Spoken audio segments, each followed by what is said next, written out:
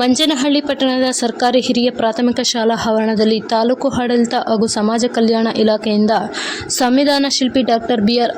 ಬಾಬಾ ಸಾಹೇಬ್ ಅಂಬೇಡ್ಕರ್ ಅವರ 134ನೇ ಹಾಗೂ ಹಸಿರು ಕ್ರಾಂತಿಕಾರಿಯ ಡಾಕ್ಟರ್ ಬಾಬು ಜಗಜೀವನ್ ರಾವ್ ಅವರ 118ನೇ ಜನ್ಮ ದಿನಾಚರಣೆಯನ್ನು ಅರ್ಥಪೂರ್ಣವಾಗಿ ಆಚರಿಸಲಾಯಿತು. ಮಹಿಳೆಯರು ಕುಂಭಕಳಶಗಳನ್ನು ಹೊತ್ತು ತಮಟೆಗಳೊಂದಿಗೆ ಮಂಚೇನಹಳ್ಳಿ ಪ್ರಮುಖ ಬೀದಿಗಳಲ್ಲಿ ಅದ್ದೂರಿಯಾಗಿ ಮೆರವಣಿಗೆ ನಡೆಯಿತು. ಈ ಸಂದರ್ಭದಲ್ಲಿ ತಹಶೀಲ್ದಾರ್ ದೀಪ್ತಿ ಎನ್ ಅವರು ಮಾತನಾಡಿ, ಅದೃಷ್ಟದ ಮೇಲಿನ ನಂಬಿಕೆಯನ್ನು ತ್ಯಜಿಸಿ ನಿಮ್ಮ ಶಕ್ತಿಯ ಮೇಲೆ ನಂಬಿಕೆ ಇಟ್ಟು ಮುಂದೆ ಸಾಗಿ ಎಂಬ ಅದ್ಭುತ ತಿಳುವಳಿಕೆಯನ್ನು ತಿಳಿಸಿಕೊಟ್ಟವರು ಭಾರತ ರತ್ನ ಡಾಕ್ಟರ್ ಬಿ.ಆರ್. ಅಂಬೇಡ್ಕರ್ ಅವರು ಎಂದು ನುಡಿದರು. ಪ್ರಪಂಚ ಕಂಡ ಡಾಕ್ಟರ್ ಬಿ.ಆರ್. ಅಂಬೇಡ್ಕರ್ ಅವರು 1891 ಏಪ್ರಿಲ್ 14ರಂದು ಮಹಾರಾಷ್ಟ್ರದ ರತ್ನಗಿರಿ ಜಿಲ್ಲೆಯ ಖೇಡಾ ತಾಲೂಕಿನ ಅಂಬೇವಾಡಿಯಲ್ಲಿ 14ನೇ ಮಗುವಾಗಿ ಶೋಷಿತ ವರ್ಗದಲ್ಲಿ ಜನಿಸಿದ ಇವರಿಗೆ ಹವಾಮಾನ ಕ್ರೌರ್ಯ ಸಹಜವಾಗಿಯೇ ಬಂದಿತ್ತು. ಆದರೂ ಇವರು ಶಿಕ್ಷಣವನ್ನು ಅರಿತು ಸಮಾಜದ ಬಗ್ಗೆ ಆತ್ಮವಿಶ್ವಾಸವನ್ನು ಹೊಂದಿ ಬಡತನ ಶಿಕ್ಷಣಕ್ಕೆ ಅಡ್ಡಿಯಲ್ಲ ಎಂದು ನಂಬಿ ಅನೇಕ ಪದವಿಗಳನ್ನು ಪಡೆದು ಸಂವಿಧಾನವನ್ನು ಬರೆದ ಮಹಾನ್ ವ್ಯಕ್ತಿ ಡಾಕ್ಟರ್ ಬಿ.ಆರ್. ಅಂಬೇಡ್ಕರ್ ಅವರು ಎಂದು ತಮ್ಮ ಅಭಿಪ್ರಾಯವನ್ನು ವ್ಯಕ್ತಪಡಿಸಿದರು. ಈ ಸಂದರ್ಭದಲ್ಲಿ ವಕೀಲರಾದ ಎಂ.ಆರ್. ಲಕ್ಷ್ಮೀನಾರಾಯಣ್ ಮಾತನಾಡಿ, ಯಾರಿಗೆ ಧ್ವನಿ ಇಲ್ಲ ಅಂತಹ ಜನಕ್ಕೆ ಧ್ವನಿಯಾಗಿ ಸಮಾಜದ ಅತ್ಯಂತ ಕೆಳಮಟ್ಟದಲ್ಲಿರುವ ಜನತೆಯ ಪ್ರತಿನಿಧಿಯಾಗಿ ನಿಂತು ಅವರಿಗೆ ಸಮಾನತೆ, ಸಮಾನ ಹಕ್ಕು, ಸ್ವಾತಂತ್ರ್ಯ ಹಾಗೂ ರಾಜಕೀಯವಾಗಿ ಸಮಾನವಾದ ಸ್ಥಾನಮಾನದ ಬಗ್ಗೆ ವಿಶೇಷವಾಗಿ ಹೋರಾಡಿ ಅದರ ಬಗ್ಗೆ ಅಧ್ಯಯನ ಮಾಡಿ ಜಾತಿ ಎಂಬ ಪಿಡುಗನ್ನು ತೊಲಗಿಸುವುದಕ್ಕೋಸ್ಕರ ಯಾವುದೇ ರೀತಿಯ ತ್ಯಾಗವನ್ನು ಸಹ ಹಿಂಜರಿಯದೆ ಮುನ್ನುಗ್ಗಿ ತನ್ನ ಜೀವನವನ್ನೆಲ್ಲ ಒಳ್ಳೆಯ ಸಮಾಜವನ್ನು ನಿರ್ಮಿಸುವುದಕ್ಕಾಗಿ ಮುಡುಪಾಗಿಟ್ಟು ನಮಗೆ ಸಂವಿಧಾನವನ್ನು ತಂದುಕೊಟ್ಟರು ಎಂದು ತಿಳಿಸಿದರು. ಇನ್ನು ಈ ಕಾರ್ಯಕ್ರಮ ನಡೆಯುವ ವೇಳೆ ಮಾಜಿ ಗ್ರಾಮ ಪಂಚಾಯಿತಿ ಅಧ್ಯಕ್ಷ ನಾರಾಯಣಪ್ಪ ಮಧ್ಯಪ್ರವೇಶಿಸಿ, ಸಂಘಟನೆ ಎಂದರೆ ಏನು, ಸಂಘಟನೆಗಾಗಿ ಎಷ್ಟೋ ಜನ ಸುಮಾರು ವರ್ಷಗಳಿಂದ ದುಡಿದಿದ್ದಾರೆ, ಆದರೆ ಕಾರ್ಯಕ್ರಮದಲ್ಲಿ ಅಂಥವರನ್ನು ದೂರ ತಳ್ಳಿ ಕೆಲಸಕ್ಕೆ ಬಾರದ ದಲಿತ ಮುಖಂಡರನ್ನು ವೇದಿಕೆಯಲ್ಲಿ ಕೂರಿಸಿದ್ದೀರಾ ಎಂದು ಕಾರ್ಯಕ್ರಮದಲ್ಲಿ ಅಸಮಾಧಾನ ವ್ಯಕ್ತಪಡಿಸಿದರು. ಕಾರ್ಯಕ್ರಮದಲ್ಲಿ ಪಿಎಸ್ಐ ಮೂರ್ತಿ, ಪಟ್ಟಣ ಗ್ರಾಮ ಪಂಚಾಯಿತಿ ಅಧ್ಯಕ್ಷ ನರಸಿಂಹಾರೆಡ್ಡಿ, ತಾಲೂಕು ವೈದ್ಯಾಧಿಕಾರಿ ನವೀನ್ ಸೇರಿದಂತೆ ತಾಲೂಕಿನ ಸರ್ಕಾರಿ ಶಾಲಾ ಎಲ್ಲ ಮುಖ್ಯ ಶಿಕ್ಷಕರು ಹಾಗೂ ಸಹ ಶಿಕ್ಷಕರು ಮತ್ತು ತಾಲೂಕಿನ ಎಲ್ಲ ದಲಿತ ಸಂಘಟನೆಗಳ ಮುಖಂಡರು, ಮಹಿಳೆಯರು ಕಾರ್ಯಕ್ರಮದಲ್ಲಿ ಭಾಗಿಯಾಗಿದ್ದರು. ವರದಿ ಶಶಿಕಿರಣ್, ಮಂಚೇನಹಳ್ಳಿ. ಏನು ಜ್ಞಾನದ ಸಂಪತ್ತನ್ನು ನಮಗೆ ಬಿಟ್ಟು ಹೋಗಿದ್ದಾರೆ. ಅವರು ವಿಶೇಷವಾಗಿ ಏನಂತಂದರೆ, ಅವರ ತಂದೆಯವರು ನಮ್ಮ ಊರಿನ ಹೆಸರಿಡಬೇಕು ಅಂತ ಅಂಬಾ ವಾಡೇಕರ್ ಅಂತ ಇಟ್ಟರು. ಆದರೆ ಅದಕ್ಕೆ ಕಾಕತಾಳೀಯೋ ಏನೋ ಅವ್ರ ಗುರುಗಳು ಕೃಷ್ಣಾಜಿ ಕೇಶವ್ ಅಂಬೇಡ್ಕರ್ ಅನ್ನೋರು ಅವರಿಗೆ ತಮ್ಮ ಅಂಬೇಡ್ಕರ್ ಅನ್ನುವ ಒಂದು ಹೆಸರು ಚೆನ್ನಾಗಿ ಹೊಂದಾಣಿಕೆ ಆಗುತ್ತೆ ಅಂತ ಅವ್ರಿಗೆ ಅಂಬೇಡ್ಕರ್ ಅಂತ ಕೊನೆಗೆ ಸೇರಿಸ್ತಾರೆ. ಜಗದ್ವಿದ್ಯಾರ್ಥಿ ಆಗುತ್ತೆ. 18 ಗಂಟೆಗಳ ಕಾಲ ವಿಶೇಷವಾಗಿ ಅಧ್ಯಯನ ಮಾಡೋದು ನಾವು ನೋಡಿದ್ದೀವಿ. ಯಾವುದೇ ಪುಸ್ತಕವನ್ನು, ಯಾವುದೇ ಪೇಜು ಏನಿದೆ ಸರ್ ಅಂದರೆ ಹೇಳುವಷ್ಟು ಜ್ಞಾಪಕ ಶಕ್ತಿ ಅವರಲ್ಲಿ ನಾವು ನೋಡ್ತೀವಿ. ಅವರ ಒಂದು ಮೌಲ್ಯಗಳು ಏನಿದೆ, ಅವರ ಒಂದು ಕಾನ್ಸೆಪ್ಟು, ಅದರ ಬಗ್ಗೆ ಅವರು ಎಂದೂ ರಾಜ್ಯ ಆಗ್ತಾ ಇರಲಿಲ್ಲ. ತನ್ನ ಜನನೇ ತನ್ನ ತಿರುಗಿದ್ರೂ ಸಹ ನಾನು ಏನು ಅಂದ್ಕೊಂಡಿದ್ದೀನಿ, ನನ್ನ ಧ್ಯೇಯ ಏನು, ನನ್ನ ಮೌಲ್ಯಗಳೇನು, ಅದಕ್ಕೆ ನಾನು ರಾಜಿ ಆಗೋದಿಲ್ಲ ಅನ್ನುವ ಒಂದು ದಿಟ್ಟತನವನ್ನು ತೋರಿಸ್ತಕ್ಕಂಥ ದಿಟ್ಟ ಹೋರಾಟಗಾರರು. ಮೇಡಮ್ ಅವರು ಹೇಳಿದಂಗೆ ಸಮಾಜ ಸುಧಾರಕರು, ಜೂರಿಸ್ಟು ಎಲ್ರಿಗೂ ಪರಿಚಯ ಇದೆ.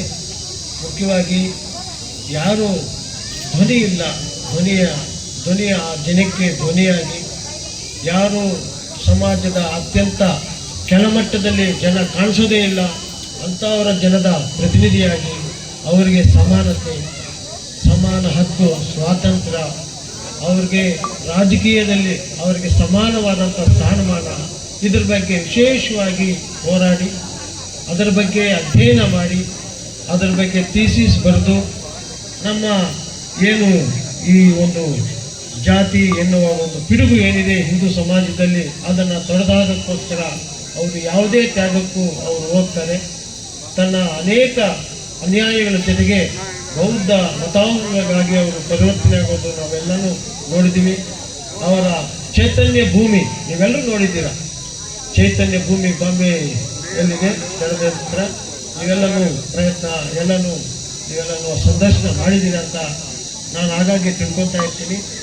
ನೀವೆಲ್ಲನೂ ಅಂತ ಒಂದು ಬಹಳ ಗುರುತರವಾದಂಥ ಒಂದು ಏನು ಜ್ಞಾನದ ಸಂಪತ್ತನ್ನು ನಮಗೆ ಬಿಟ್ಟು ಹೋಗಿದ್ದಾರೆ. ಅವರು ವಿಶೇಷವಾಗಿ ಏನಂತಂದರೆ ಅವರ ತಂದೆಯವರು ನಮ್ಮ ಊರಿನ ಹೆಸರಿಡಬೇಕು ಅಂತ ಅಂಬಾ ವಾಡೇಕರ್ ಅಂತ ಇಟ್ಟರು. ಆದರೆ ಅದಕ್ಕೆ ಕಾಕತಾಳೀಯೋ ಏನೋ ಅವ್ರ ಗುರುಗಳು ಕೃಷ್ಣಾಜಿ ಕೇಶವ್ ಅಂಬೇಡ್ಕರ್ ಅನ್ನೋರು ಅವರಿಗೆ ತಮ್ಮ ಅಂಬೇಡ್ಕರ್ ಅನ್ನುವ ಒಂದು ಹೆಸರು ಚೆನ್ನಾಗಿ ಹೊಂದಾಣಿಕೆ ಆಗುತ್ತೆ ಅಂತ ಅವ್ರಿಗೆ ಅಂಬೇಡ್ಕರ್ ಅಂತ ಕೊನೆಗೆ ಸೇರಿಸ್ತಾರೆ. ಜಗದ್ವಿದ್ಯಾರ್ಥಿ ಆಗುತ್ತೆ. 18 ಗಂಟೆಗಳ ಕಾಲ ವಿಶೇಷವಾಗಿ ಅಧ್ಯಯನ ಮಾಡೋದು ನಾವು ನೋಡಿದ್ದೀವಿ. ಯಾವುದೇ ಪುಸ್ತಕವನ್ನು, ಯಾವುದೇ ಪೇಜು ಏನಿದೆ ಸರ್ ಅಂದರೆ ಹೇಳುವಷ್ಟು ಜ್ಞಾಪಕ ಶಕ್ತಿ ಅವರಲ್ಲಿ ನಾವು ನೋಡ್ತೀವಿ. ಅವರ ಒಂದು ಮೌಲ್ಯಗಳು ಏನಿದೆ, ಅವರ ಒಂದು ಕಾನ್ಸೆಪ್ಟು, ಅದ್ರ ಬಗ್ಗೆ ಅವರು ಎಂದೂ ರಾಜ್ಯ ಆಗ್ತಾ ಇರಲಿಲ್ಲ.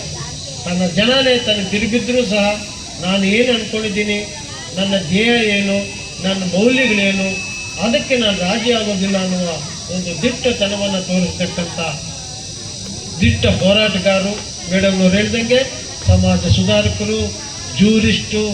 ಇವರವರ 134ನೇ ಜನ್ಮ ದಿನಾಚರಣೆಯ ಶುಭಾಶಯಗಳು ಹಾಗೂ ಹಸಿರು ಕ್ರಾಂತಿಯ ಹರಿಕಾರ ಭಾರತ ಮಾಜಿ ಉಪ ಪ್ರಧಾನಿ ಡಾಕ್ಟರ್ ಬಾಬು ಜಗಜೀವನ್ ರಾಮ್ ರವರ 118ನೇ ಜನ್ಮ ದಿನಾಚರಣೆ ಶುಭಾಶಯಗಳು. ಅದೃಷ್ಟದ ಮೇಲಿನ ನಂಬಿಕೆಯನ್ನು ತ್ಯಜಿಸಿ ನಿಮ್ಮ ಶಕ್ತಿಯ ಮೇಲೆ ನಂಬಿಕೆ ಇಟ್ಟು ಜೀವನದಲ್ಲಿ ಮುಂದೆ ಸಾಗಿ ಎಂಬ ಅದ್ಭುತ ತಿಳುವಳಿಕೆಯನ್ನು ತಿಳಿಸಿದವರು ನಮ್ಮ ಪ್ರಪಂಚ ಕಂಡ ಅನುಕರಣೀಯ ನಾಯಕ ಡಾಕ್ಟರ್ ಬಿ ಆರ್ ಅಂಬೇಡ್ಕರ್ ಸಾಹೇಬರವರು. 1891ರ ಏಪ್ರಿಲ್ 14ರಂದು ಮಹಾರಾಷ್ಟ್ರದ ರತ್ನಗಿರಿ ಜಿಲ್ಲೆಯ ಖೇಡಾ ತಾಲೂಕಿನ ಅಂಬೇವಾಡಿಯಲ್ಲಿ ಭೀಮರಾವ್ ರಾಮ್ ಜಿ ಅಂಬೇಡ್ಕರ್ ಅವರ ಜನನ. ತಂದೆ ಸತ್ಪಾಲ್, ತಾಯಿ ಭೀಮಾಬಾಯಿರವರ 14ನೆಯ ಮಗು. ಶೋಷಿತ ವರ್ಗದಲ್ಲಿ ಹುಟ್ಟಿದವರಿಗೆ ಅವಮಾನ, ಕ್ರೌರ್ಯ ಸಹಜವಾಗಿಯೇ ಅನುಭವಕ್ಕೆ ಬಂದಿತ್ತು.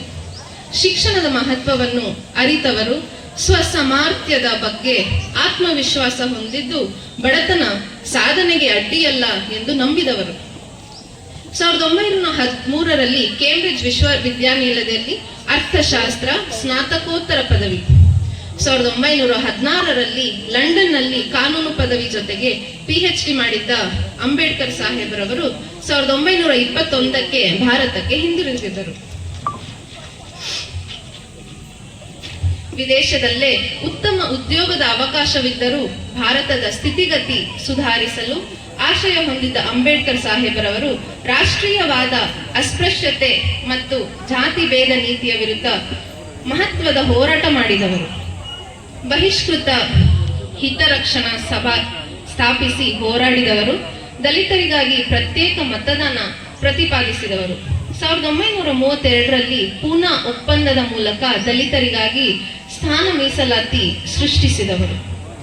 2 ಸ್ನಾತಕೋತ್ತರ ಪದವಿ, 4 PhD, 9 ಭಾಷೆಗಳಲ್ಲಿ ಪ್ರಾವೀಣ್ಯತೆ ಗಳಿಸಿದ ಮಹಾನ್ ಮೇಧಾವಿ, ಮಹಾನ್ ಮಾನವತಾವಾದಿ ಡಾಕ್ಟರ್ ಬಿ ಆರ್ ಅಂಬೇಡ್ಕರ್ ಸಾಹೇಬರವರು. ಜೋರಾಗಿ ಚಪ್ಪಾಳೆ.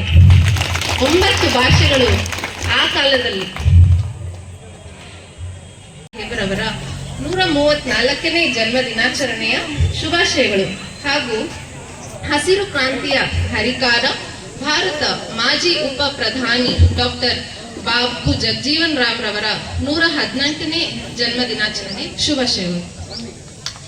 ಅದೃಷ್ಟದ ಮೇಲಿನ ನಂಬಿಕೆಯನ್ನು ತ್ಯಜಿಸಿ ನಿಮ್ಮ ಶಕ್ತಿಯ ಮೇಲೆ ನಂಬಿಕೆ ಇಟ್ಟು ಜೀವನದಲ್ಲಿ ಮುಂದೆ ಸಾಗಿ ಎಂಬ ಅದ್ಭುತ ತಿಳುವಳಿಕೆಯನ್ನು ತಿಳಿಸಿದವರು ನಮ್ಮ ಪ್ರಪಂಚ ಕಂಡ ಅನುಕರಣೀಯ ನಾಯಕ ಡಾಕ್ಟರ್ ಬಿ ಆರ್ ಅಂಬೇಡ್ಕರ್ ಸಾಹೇಬರವರು. 1891ರ ಏಪ್ರಿಲ್ 14ರಂದು ಮಹಾರಾಷ್ಟ್ರದ ರತ್ನಗಿರಿ ಜಿಲ್ಲೆಯ ಖೇಡಾ ತಾಲೂಕಿನ ಅಂಬೇವಾಡಿಯಲ್ಲಿ ಭೀಮರಾವ್ ರಾಮ್ ಜಿ ಅಂಬೇಡ್ಕರ್ ಅವರ ಜನನ. ತಂದೆ ಸತ್ಪಾಲ್, ತಾಯಿ ಭೀಮಾಬಾಯಿರವರ 14ನೆಯ ಮಗು. ಶೋಷಿತ ವರ್ಗದಲ್ಲಿ ಹುಟ್ಟಿದವರಿಗೆ ಅವಮಾನ, ಕ್ರೌರ್ಯ ಸಹಜವಾಗಿಯೇ ಅನುಭವಕ್ಕೆ ಬಂದಿತ್ತು. ಶಿಕ್ಷಣದ ಮಹತ್ವವನ್ನು ಅರಿತವರು ಸ್ವಸಮರ್ಥ್ಯದ ಬಗ್ಗೆ ಆತ್ಮವಿಶ್ವಾಸ ಹೊಂದಿದ್ದು ಬಡತನ ಸಾಧನೆಗೆ ಅಡ್ಡಿಯಲ್ಲ ಎಂದು ನಂಬಿದವರು.